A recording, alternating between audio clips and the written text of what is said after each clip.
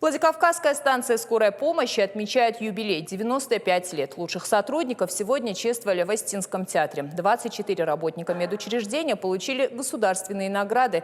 Их вручил председатель правительства республики Теймураз Тускаев. Он отметил, что история здравоохранения знает много выдающихся врачей и настоящих подвижников медицины, которые своим трудом заложили основы служения людям и желание приходить им на помощь. Премьер подчеркнул, что сегодня перед государством и медицинским сообществом стоят сложные и значимые задачи. И необходимо в своей работе применять новые прогрессивные технологии и методики ведения лечебного процесса. В этом году мы все вместе начали реализацию национального проекта здравоохранения, который должен поднять на более высокий уровень качества и эффективность здравоохранения.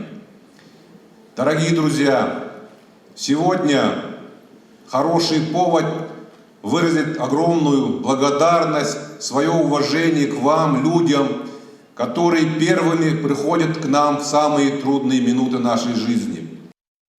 На станцию скорой помощи вообще-то я еще пришла до поступления в медицинский институт.